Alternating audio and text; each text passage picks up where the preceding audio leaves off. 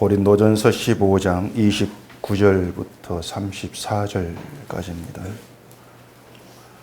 만일 죽은 자들이 도무지 다시 살아나지 못하면 죽은 자들을 위하여 세례를 받는 자들이 무엇을 하겠느냐? 어찌하여 그들을 위하여 세례를 받느냐? 또 어찌하여 우리가 언제나 위험을 무릅쓰리요? 형제들아, 내가 그리스도 예수 우리 주 안에서 가진 바 너희에 대한 나의 자랑을 두고 단언하노니 나는 날마다 죽노라. 내가 사람의 방법으로 에베소에서 맹수와 더불어 싸웠다면 내게 무슨 유익이 있으리요? 죽은 자가 다시 살아나지 못한다면 내일 죽을 터이니 먹고 마시자 하리라. 속지 말라. 악한 동무들은 선한 행실을 더럽히나니 깨어 의를 행하고 죄를 짓지 말라. 하나님을 알지 못하는 자가 있기로 내가 너희를 부끄럽게 하기 위하여 말하노니라. 아멘. 기도하겠습니다. 하나님, 우리가 이 세상을 어떠한 시각으로 바라보고 또 어떠한 마음으로 이 세상을 살고 있는가를 오늘도 말씀 안에서 보기를 원합니다. 우리가 말하는 예수, 복음, 십자가, 이 모든 것들을 믿지 않게 하시옵시고 온전히 하나님께서 우리를 붙들어 가시는 그 진리 안에서 깨닫게 하신 우리 주를 바라보고 감사할 수 있는 저희가 되게 해 주시옵소서. 예수님 이름으로 기도합니다. 아멘. 기독교는 그 천국을 얘기하고 또 지옥을 얘기합니다. 천국이야 뭐 생각하면 다 좋다 이렇게 얘기하지만 지옥이라고 하는 것은 이 사람들에게 어떤 공포 또 두려움 이러한 감정, 느낌으로 또 다가오는 경우가 많이 있습니다. 그래서 기독교인 중에는 지옥 가기가 두려워서 예수를 믿는다 이러한 얘기를 하기도 하는데, 지옥이 두려워서 예수를 믿는다거나 또 믿어야 된다고 생각한다면은 그건 좀 신자됨에서 멀어져 있는 것이다. 그런 생각을 좀 할 수 있어야 합니다. 단지 지옥 가는 게 겁이 나고 또 지옥에 가서 벌받고 고통받는 이러한 게 두려워서 그런 꼴을 당하지 않으려고 예수께 내가 붙겠다. 이건 기독교라는 그냥 종교에 지나지를 않는 겁니다. 지옥이 겁이 나서 하나님을 믿는 것이라면은 이런 사람들은 누구라도 지옥이 없다. 이렇게 얘기를 하면은 금방 그 말에 귀가 솔깃해지게 되어 있습니다. 지옥 가는 게 겁이 나서 하나님을 믿노라고 하고 있는데 지옥이 없다 이렇게 얘기를 하면은 그 지옥이 없다는 게 사실 마음이 편해지거든요. 그래서 그 말을 믿고 싶어지는 거예요. 때문에 지옥이 없다고 말하면 그게 성경이든 뭐든 그 말을 받아들이고 싶은 충동에 빠지는 겁니다. TV를 보면은 빠지지 않고 등장하는 게 광고죠. 광고를 보지 않고 TV를 볼 수가 없는 겁니다. 근데 그 TV에서요, 가장 헛되고 허망한 소리를 짓거리는 게 또 광고입니다. 이 광고처럼 헛된 말, 허망한 말이 없습니다. 샴푸 광고를 하면은 꼭 등장하는 게 머릿결이 좋은 여자가 등장을 해서 머리를 팩 돌리죠. 돌리면은 긴 머리결이 부드럽게 찰랑거리는 게 그렇게 나오지 않습니까? 그걸 보면 사람들은 야, 저 샴푸를 쓰면 내 머리도 저리 되지 않겠나. 그런 생각을 하는 겁니다. 순간적인 최면이고 환상인 거예요, 사실 그것이. 그걸 깨닫지를 못하는 거죠. 화장품 광고를 하면은 또 피부 좋은 얼굴이 예쁜 또 여자가 등장을 하죠. 그래서 당신도 이 화장품을 쓰면은 이 사람처럼 될 수 있다. 이런 피부가 될 수 있다고 암시를 주면서 최면을 건다. 그리 생각하면 되는 겁니다. 똑같이 또 음식 광고를 보면은 먹는 사람이 정말 그 음식 때문에 기분이 좋아 죽겠다는 표정을 합니다. 얼굴에 웃음을 딱 띠면서. 라면 광고를 보면은 이제 그런 것들 많이 볼 수가 있는데, 얼굴 가득히 이제 웃음을 띠고 뭐 한 젓가락 집어 올려서 한 입에 이제 먹지 않습니까? 근데 우리가 실제 라면 끓여 먹으면 그런 웃음이 안 나와요. 누가 그렇게 웃고 라면 먹겠습니까?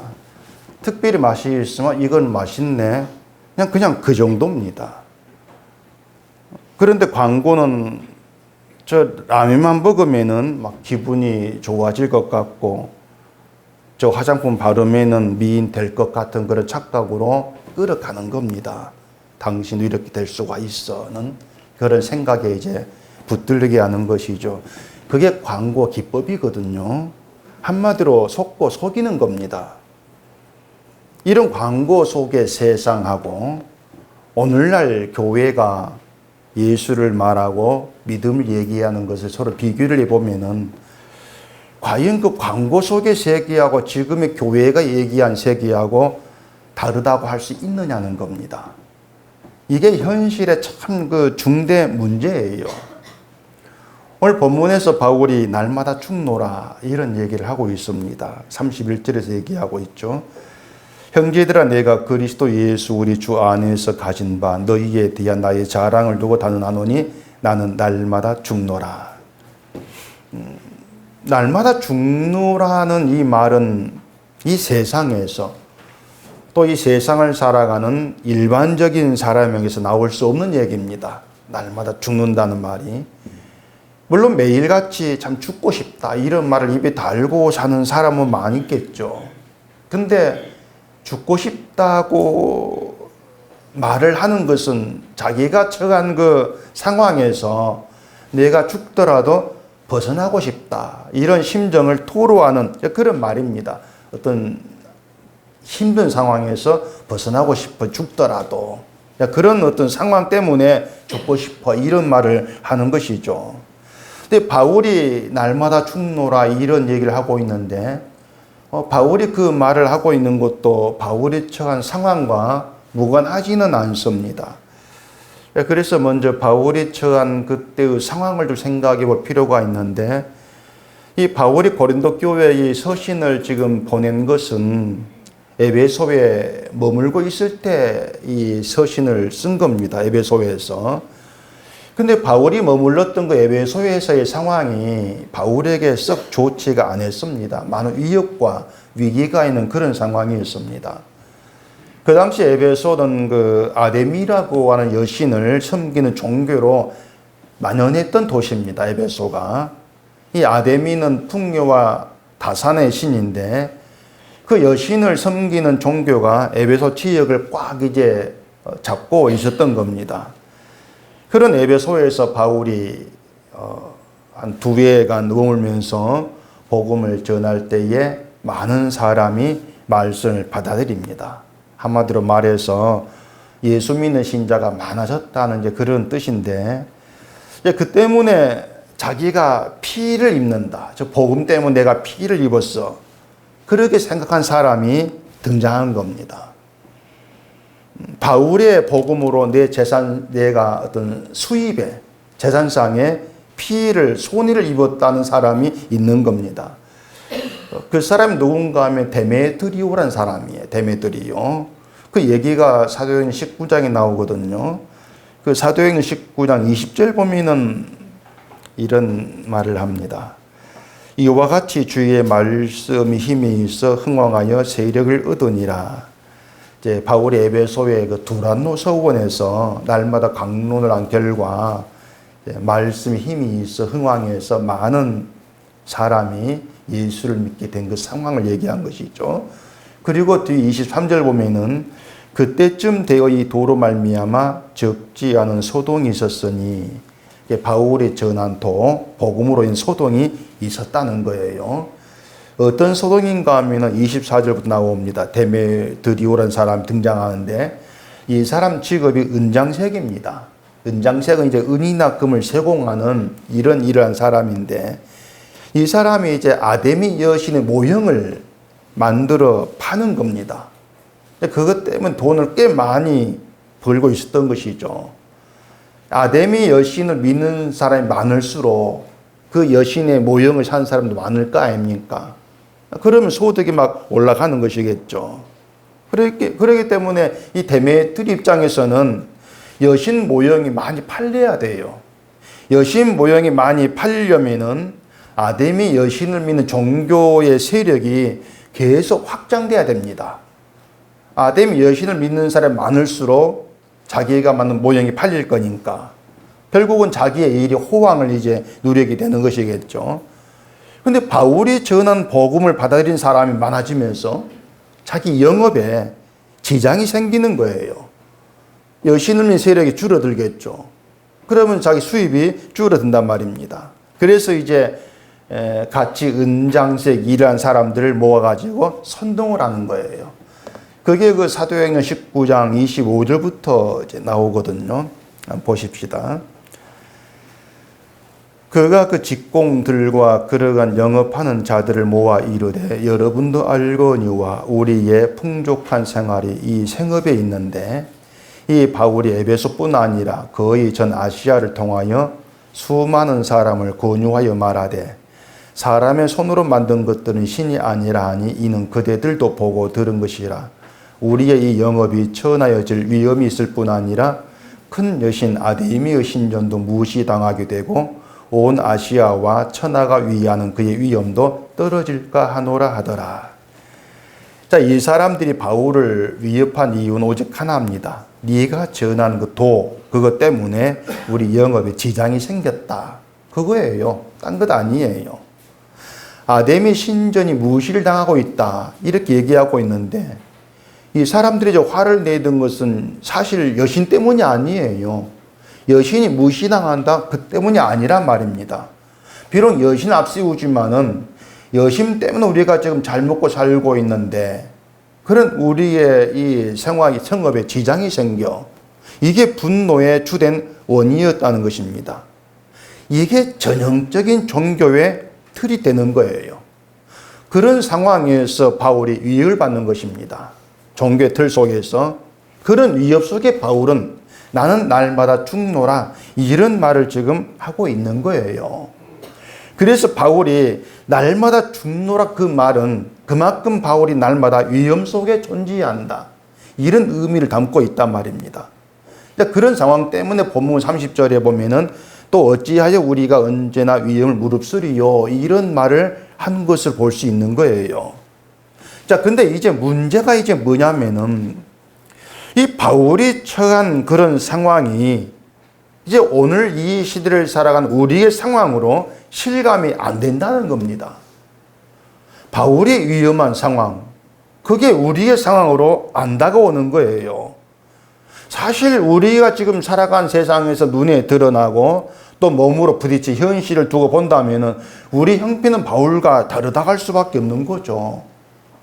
바울은 복음을 전하기 위해서 매일같이 위험을 무릅쓰어야 되는 그런 상황에서 날마다 죽노라 이런 말을 하고 있지만은 우리의 상황이라고 하는 것은 복음을 전하고 내가 예수를 믿는다고 해서 위험에 빠지는 그런 시대는 아니라고 우리는 생각한단 말입니다. 어디를 가서 난 예수 믿어 이렇게 얘기한다 할지라도 바울처럼 어떤 목숨이 위협당하는 그런 상황은 우리는 아닌 거예요. 그렇기 때문에 날마다 죽노라고 하는 바울의 어떤 그 심정, 그 생각이 우리가 들어가지를 못할 수가 있단 말입니다. 그런데 만약에요, 여러분이 정말로 지금의 이 우리가 살고 있는 현실을 복음을 알고 우리가 십자가를 믿는 자로 살아가면서 참 위험하다, 이 세상이. 그러니까 이 세상을 살아가면서 내가 복음을 믿는 자로 산다는 게 위험하다. 정말 부딪히고 어렵고 힘들다. 이런 생각, 이런 느낌이 들지를 않는다면은 그건 여러분의 삶에 무슨 문제가 있는 것이 아닌가 생각을 할 수가 있다는 겁니다. 실제로 이 땅의 형편은요, 복음으로 살기는 매우 위험하고 힘든 곳이에요. 이 세상이라는 것이. 근데 그걸 우리가 느끼지를 못한다면은 여러분이 아예 복음과 상관없이 살고 있거나 아니면은 우리가 복음을 얘기하는 것과 사는 것이 별도 떨어져 있다거나 뭔가 이유가 있지 않겠냐 그 말입니다.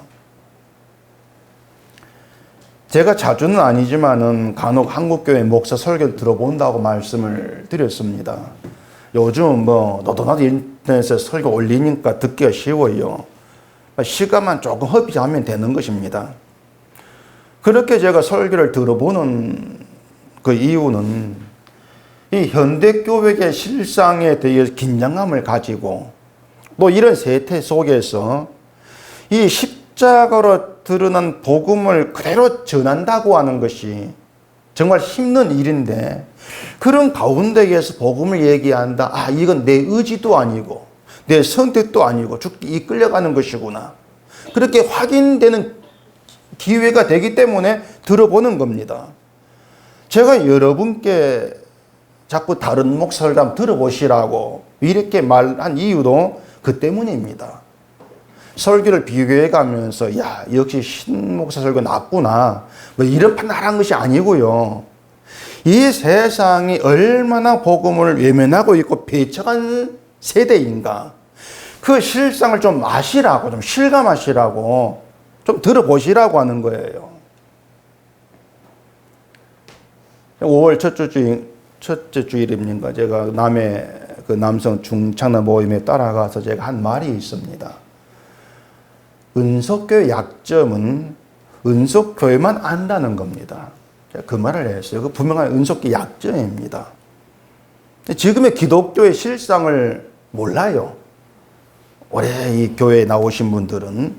그렇기 때문에 이 세대에서 복음을 믿는다는 것이 얼마나 위험한 일인지, 부딪히는 일인지를 실감을 못하는 겁니다.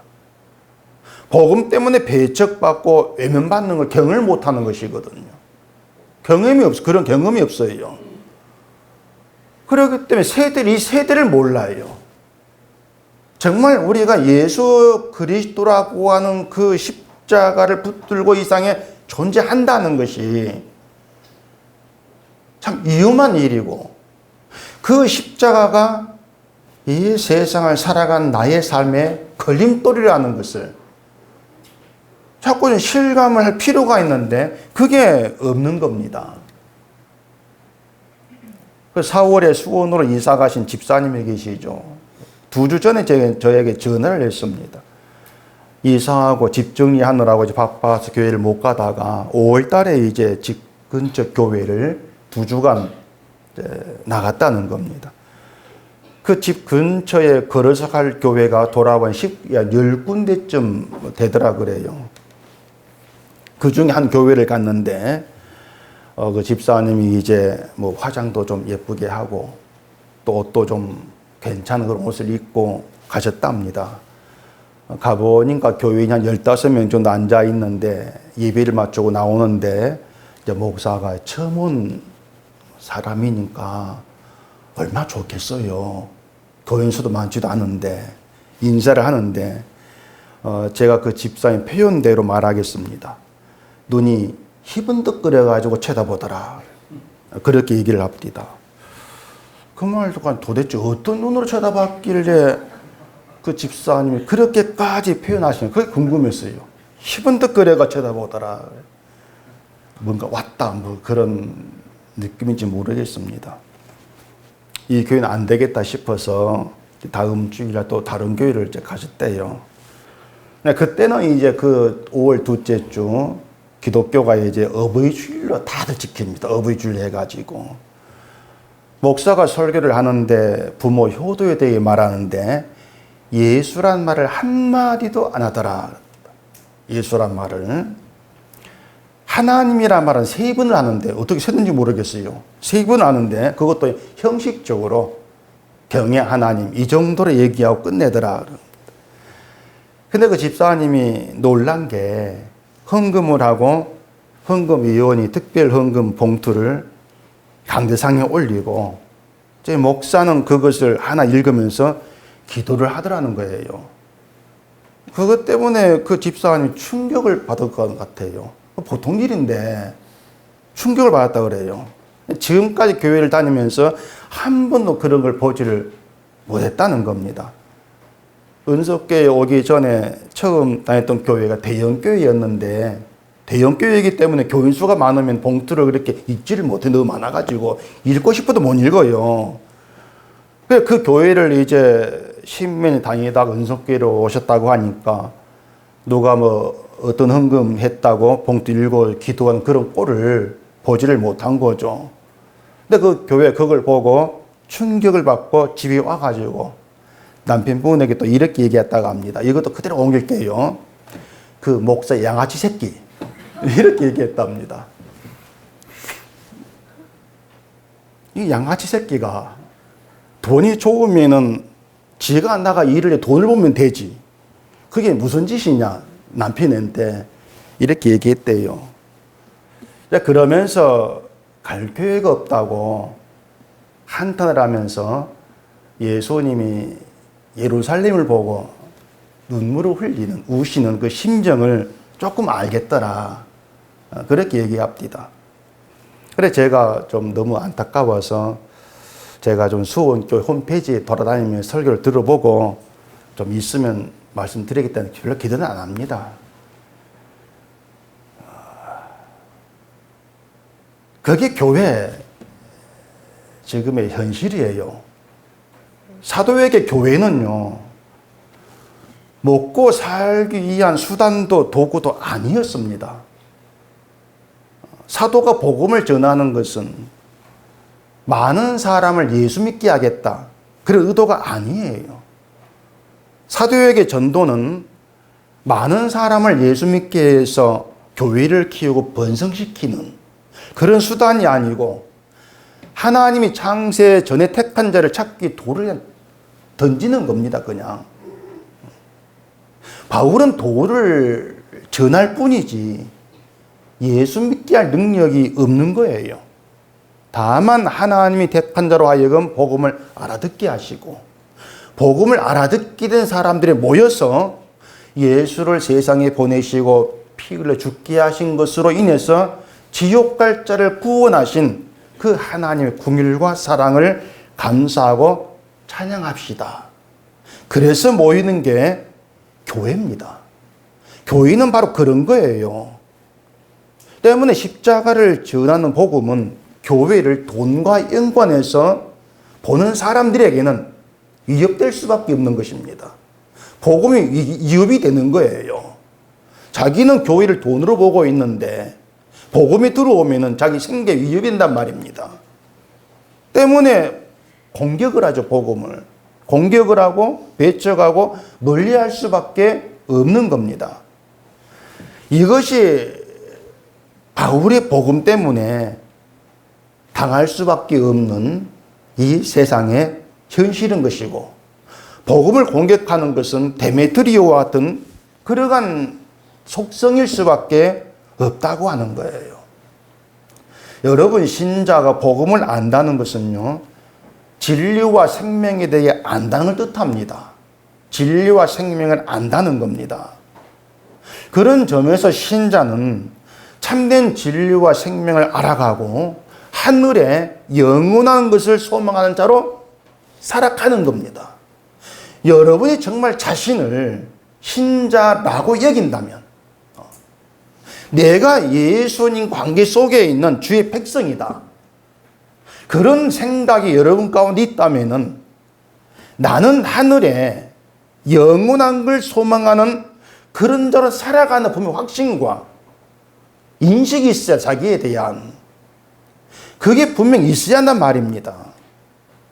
세상 것과 무관하게 신자는, 나는 영원한 삶을 얻은 자라고 하는 여기에 대한 분명하고 뚜렷한 확신, 인식, 그게 있어야 돼요. 그게 있을 때에 복음이 아닌 것이 들어왔을 때 그게 뭔가를 알게 되어지는 것이고, 그 속에서 이 세상을 바라보면서, 이 세태를 바라보면서 예수님의 심정이 이런 것이었구나, 좀 그런 느낌을 조금이나마 가질 수가 있지 않겠냐고 하는 겁니다. 분명한 것은요, 신자가 추구하는 것은 영원한 것이라는 겁니다. 이 땅의 것이 아니고 영원한 것이다. 보이지 않는 것이다. 영원한 걸 추구하는 게 신자이기 때문에 부활에 대한 바울의 말 하나하나는 우리에게는 진리의 핵심으로 다가와질 수밖에 없는 거예요. 근데 우리에게 신자로서 추구해야 될 것이 무엇인가? 여기에 대한 분명한 인식이 없다면 어떻게 되겠는가, 우리가? 어떻게 되겠는가? 결국은 세상과 쉽게 타협할 수밖에 없습니다. 정말 쉽게 타협해 버립니다. 복음을 들고 가다가 배척받지 않으려고, 공격받지 않으려고, 사람들로부터 떨어지지 않으려고 내가 복음 보고 맺던 걸 버리거나 포기할 수밖에 없는 거예요.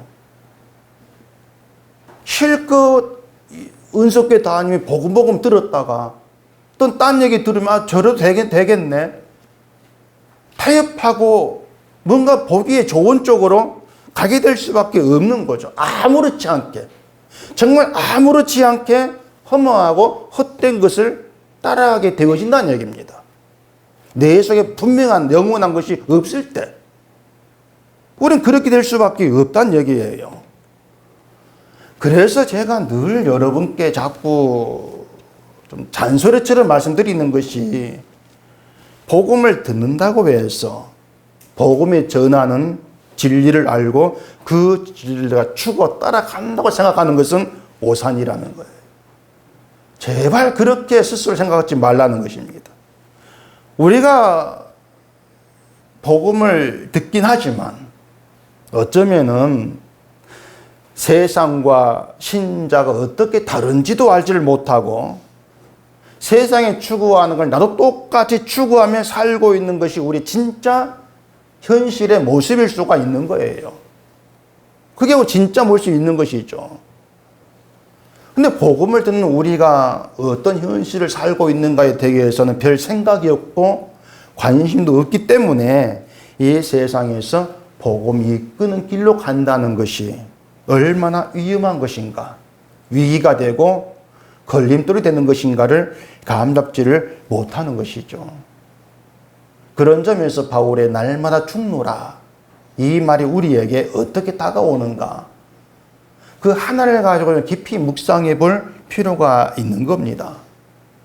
이게 아니면요, 바울이 나는 날마다 죽는다 이렇게 말하면은 그래, 넌 죽으라는 살겠다, 우리 이런 식으로 반응할 수밖에 없는 거예요. 바울이 죽든 말든 나는 삶은데, 그렇게 되는 것이죠. 데메드리오는요, 뭐가 나에게 유익이 되는가, 이것만 생각했습니다. 그게 세상 방식인 겁니다. 뭐가 나한테 유익이 되는가, 복음이든 뭐든지 간에 나에게 유익되는 거, 나를 즐겁게 해주는 거, 나를 기분 좋게 해주는 거, 나를 보람되게 해주는 거, 난 그거 받아들이겠다는 겁니다. 뭐 이게 복음이라 할지라도 이게 내 즐거움이 아니고 나의 보람되는 것이 아니고 그렇다 나 안 받겠다, 자꾸 그렇게 반응하는 게 이게 세상 방식이에요. 그게 데메트리오라고 하는 것이에요. 그렇기 때문에 위험을 무릅쓰면서까지 가야 되는 것이 복음을 믿는 신앙 길이라고 하는 것을 이해를 못하는 것입니다. 예수를 믿는데 왜 내가 위험을 무릅쓰어야 되냐? 왜 손해를 봐야 돼? 이렇게 나오는 것이죠. 내 위험을 생각하니까. 자꾸 신앙이라는 게 날 유익되게 하는 거, 이렇게만 모습 바꿔 생각하니까 복음에 대해 그런 인식이 나올 수밖에 없다는 거예요. 그래서 날마다 죽노라가 아니라 날마다 나에게 유익된 사는 길. 그것만 생각을 하는 거죠.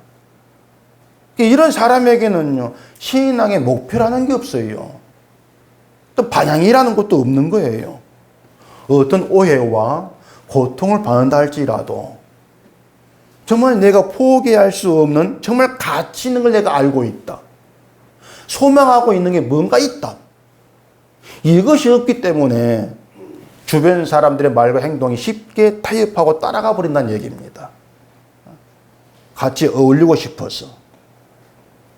그래 여러분들이 복음을 듣는다. 이게 중요한 것이 아니고요.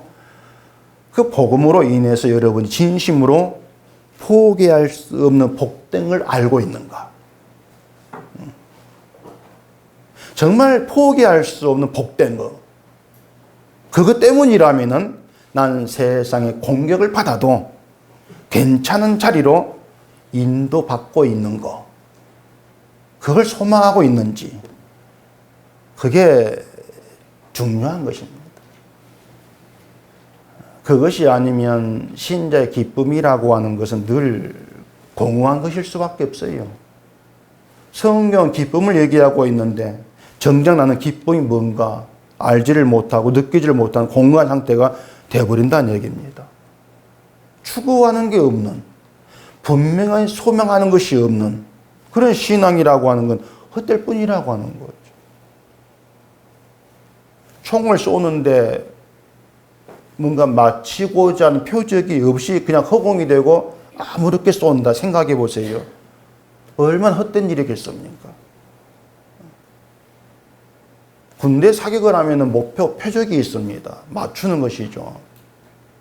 재밌는 게 뭐냐면요. 군대에서는 그 소비를 해야 될 탄약 양이 있습니다. 몇 발을 쏴라.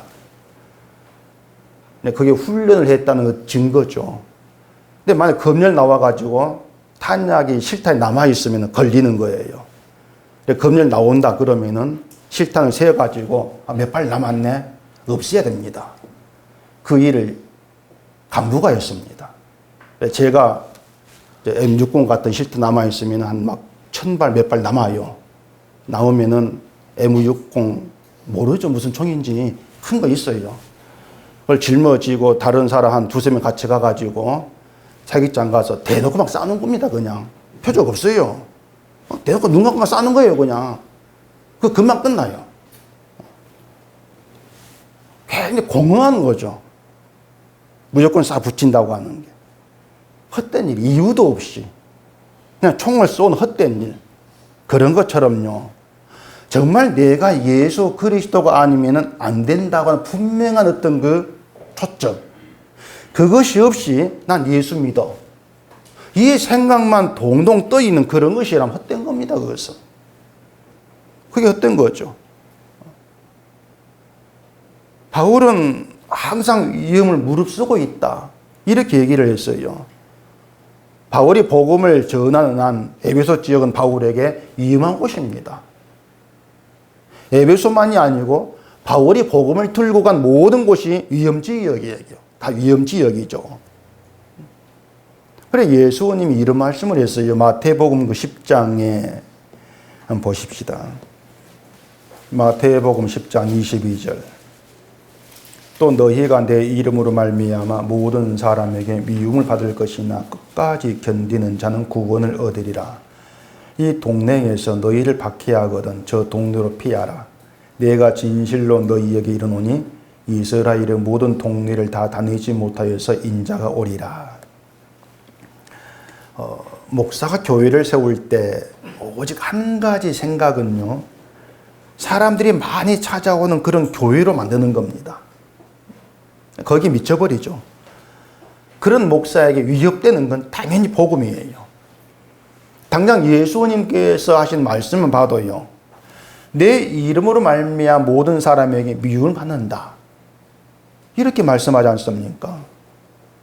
교회를 세우면서 예수의 이름 팔아가지고 모든 사람이 인정받고 환영받는 그런 교회 되는 걸 꿈꾸고 있는데 교회를 찾아가는 것도 뭔가 세상서 잘 되어가지고 좀 내노로 하는 그런 사람 되고 싶은 그런 꿈이 있는데,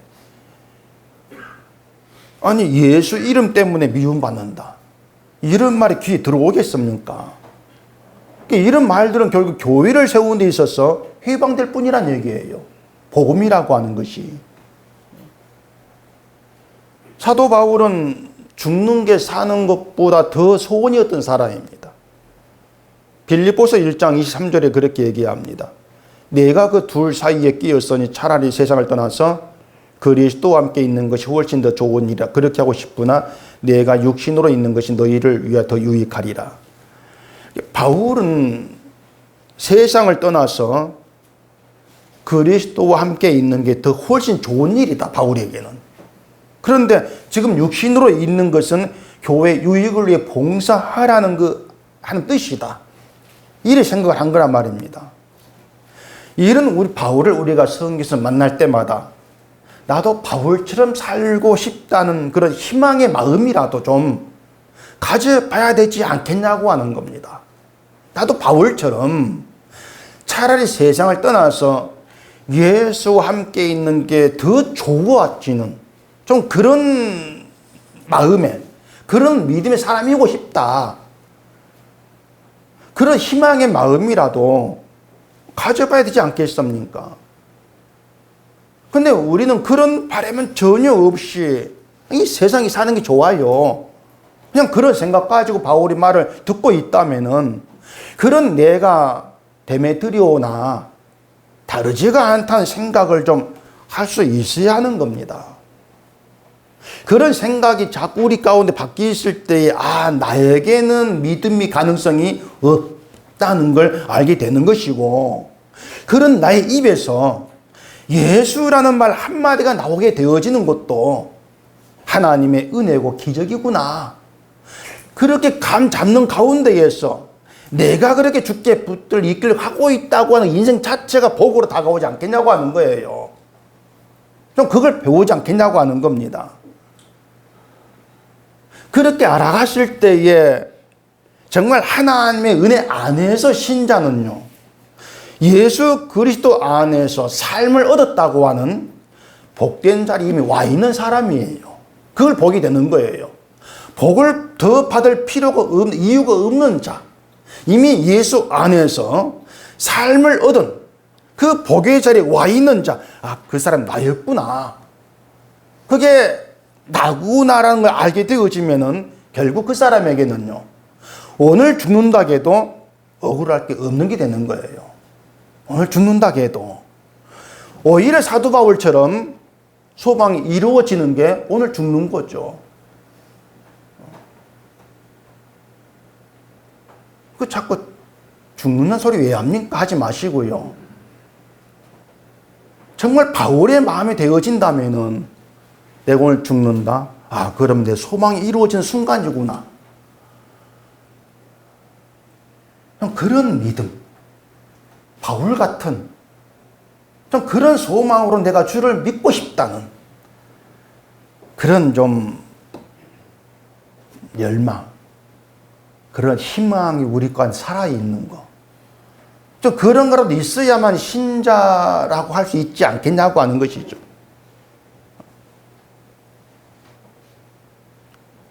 바울이 날마다 죽나라고 하면서 오늘 죽어도 괜찮다, 이런 심정으로 복음을 전하고 있는 것은요, 세상을 떠나서 그리스도와 함께 있는 것을 나에게 훨씬 더 좋은 일로 여겼기 때문에 그런 겁니다.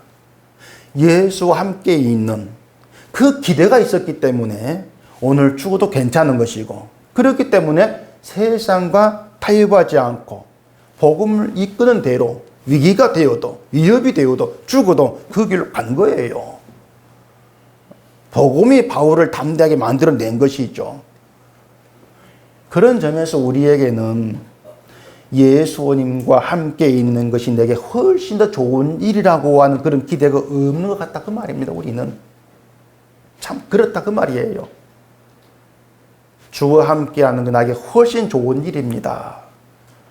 그것보다도 세상에서 잘 되고 번영하는 게 훨씬 더 좋고, 거기에 모든 기대를 두고 사는 것이 아닌가, 그게 우리 지금 현실이 아닌가, 만약 그런 것이라면은 정말 우리는 바울이 전하는 이 부활의 얘기, 이 복음 속에서 신자됨이 누구인가를 다시금 처음부터 차근차근 여러분이 생각에 가셔야 되는 거예요. 그 일을 게을리하면 안 된단 말입니다.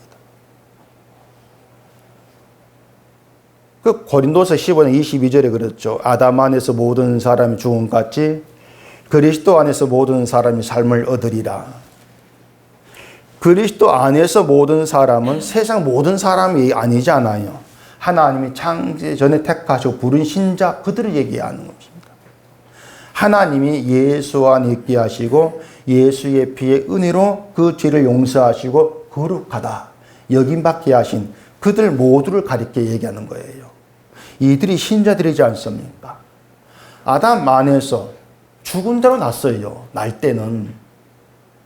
근데 예수 안으로 옮긴 바 되었어요. 죽음에서 새로운 삶을 얻게 되었단 말입니다. 이건 세상에 알 수 없는 겁니다. 이해할 수도 없는 놀라운 복과 은혜의 사건이에요. 이걸 아는데 신자됨이라고 하는 거예요. 근데 우리 신자라고 하면서 그렇게 예수 안으로 옮긴 바 되었다. 내가 죽음에서 새로운 삶을 얻었다. 여기에 대한 분명한 확신과 그 복이라고 하는 어떤 분명한 인식, 이게 없이 우리가 예수를 말한들 그게 믿음일 수 있겠냐 그 말입니다. 때문에 우리가 이 바울의 이런 내용을 보면서 정말 예수 안에 새로운 삶을 얻었다는 것이 우리에게 얼마나 이 복된 하나님의 은혜의 사건인가부터 우리가 차근차근 더듬하시면서 그 일이 이루어진 자로 이 땅에 존재하는 게 나구나. 거기에 대한 분명한 인식이 있으셔야 돼요. 이러한 신자됨에 대한 얘기로 인해서 편안함을 느끼는 사람이 있을 것이고 뭔가 불편하고 답답함을 느끼는 사람도 있을 겁니다. 만약 이런 신자됨으로 편함을 느낀다는 것은요, 내가 내 인생에 대해서 무슨 생각을 하고 무슨 계획을 세우고 살아가든 하나님이 나를 예수 안에 있게 하신다는 그 믿음이 있기 때문에 편한 거예요. 그냥 내 일이 안 돼도 나의 자리는 예수 아니지 않습니까? 세상의 모든 일이 꼬꾸라져도 내 자리는 예수 아니지 않습니까? 편안한 것이죠. 인생에 대해 어떤 계획을 세우든 실패하면 안 된다는 것보다도 실패하든 성공하든 하나님이 나를 예수 안에 붙들게 일하신다. 그 믿음. 그 믿음 때문에 오늘 실패도 괜찮은 것이고 죽어도 괜찮은 그 인생을 사는 겁니다. 그 굉장한 인생입니다. 근데 그 인생을 살아가는 게 세상으로부터는 늘 위협이 되는 거예요. 그딴 인생이 어딨노? 늘 공격받을 수밖에 없다는 얘기예요. 근데 만약 그런 신자됨에 대해서 뭔가 답답해야 돼. 뭔가 불편하다. 이런 느낌이 있다면 그건 끝까지 나에 대한 나의 생각, 내 계획, 내 포부를 포기하지 않고 있다는 그런 증거가 될 거란 얘기죠. 어떻게 하든 내가 하나님께 도움받아가지고 잘 되고 싶다. 이런 마음이 가득하기 때문에 바울이 말에 답답할 수밖에 없는 것이고 결국 그 바울이 복음을 내치고 싶은 그런 세상의 속성에 휩쓸어 갈 수밖에 없단 말입니다. 대개 기독교인들이 기도할 때 언제 기도하냐면은 문제가 있을 때 기도하지 않습니까? 문제 있고 힘들 때에 기도회에서 도움받겠다. 근데 편안할 때는 기도를 안 해요. 반대가 돼야 합니다. 반대가. 신명기 8장의 12절 보면은 이런 내용이 있습니다.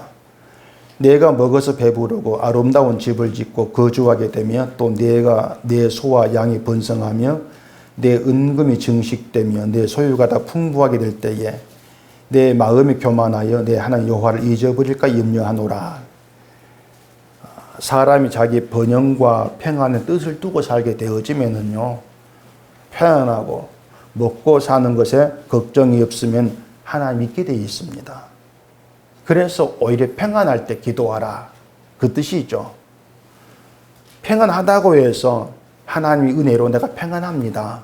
그리 하지 마시고 내 육신의 평안 때문에 나의 잘됨 때문에 십자가를 잊어버리는 그런 날을 그냥 놔두지 마십시오. 그렇게 기도할 수 있는 거. 그게 정말로 뭔가 이 세상이 아니고 보이지 아니한 영원한 걸 바라보고 있는 깨어있는 신자로 머물고 있는 그런 모습이 아니겠냐고 하는 거예요. 정말 뭐가 가치 있는 것인가 아는 것이고 내 인생에서 내가 뭘 잃어버리면 그 인생이 망하는 것인가 이걸 아는 것이기 때문에 자나깨나 예수 그리스도로 그 마음이 향할 수밖에 없다는 얘기입니다. 그걸 신자라 그러는 거예요. 오늘 본문의 32절 보십시다.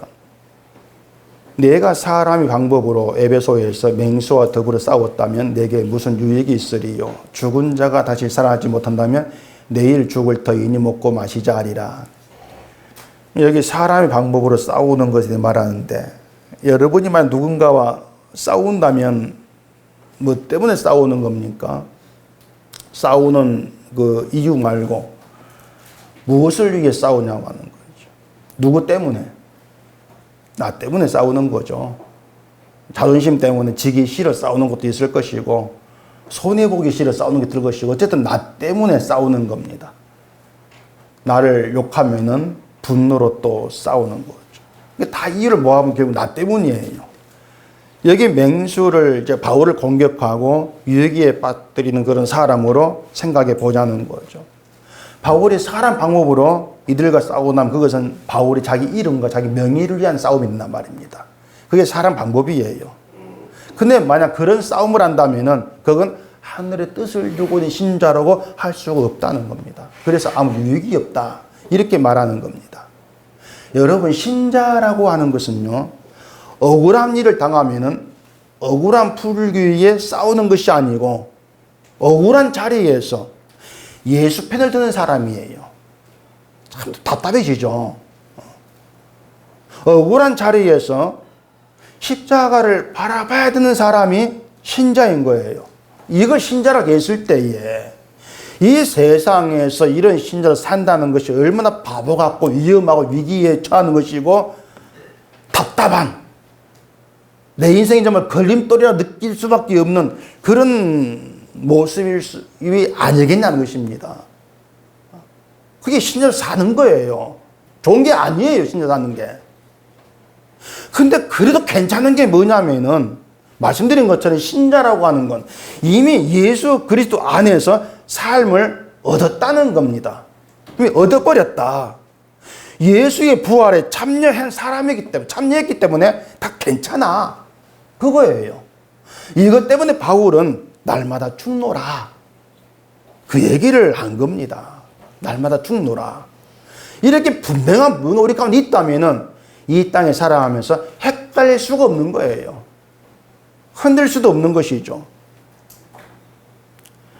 중국 식당에 가면은 제일 고민되는 게 짜장면인가 짬뽕인가. 항상 이게 고민이 돼요. 난 짬뽕에 옆에 짜장면 그래. 짜장면 먹을까? 또 흔들리죠. 아마 그런 경험들을 뭐 저만 했는가 모르겠는데 뭐 하실 거예요. 그래서 중국 음식점의 딜레마는 짜장면이나 짬뽕 그것이 문제로다. 이게 딜레마예요. 짬뽕, 짜장면 맛도 다르고 모양 다 다릅니다. 비슷하지가 않습니다. 그런데도 늘 이거냐 저거냐 고민하는 것처럼요. 복음과 복음 아닌 것 달라요. 다른데 늘 고민되는 거예요. 복음은 그리스도 안에서 새로운 삶을 얻은 사람으로 예수가 나의 주체가 되어서 주님이 내 안 일하신 열매로 매일 기쁘게 살아가는 거예요. 그게 복음이에요. 종교는 내가 주체예요. 내가 주체가 되어서 나의 즐거움, 내 행복, 그것으로 내 기쁜 인생을 살고 싶은 신을 찾는 거예요. 이게 짬뽕과 짜장면 전 다른 거예요. 복음과 종교는. 근데 사람 고민돼 이것이 늘 고민하는 거예요. 흔들리고. 그래서 여러분께 또 제가 말씀을 드리는 건 신자라고 하는 건 예수 안에서 삶을 얻은 자다. 이걸 놓치지 않기를 바랍니다. 여러분이 어떤 인생을 살아가도 분명한 것은 하나님의 은혜로 죽음서 건짐받고 삶을 얻은 복된 자리에 와 있다는 것. 이게 우리에게서 희미해진다면은 우리는 늘 내가 먹고 싶은 거, 내 입에 맞는 거, 이걸 두고 고민할 수밖에 없는 거예요. 야, 저것도 좋은데. 그리고 세상과 타협하면서 세상 결국 인정받을 수 있는 그런 쪽을 바라볼 수밖에 없는 거예요.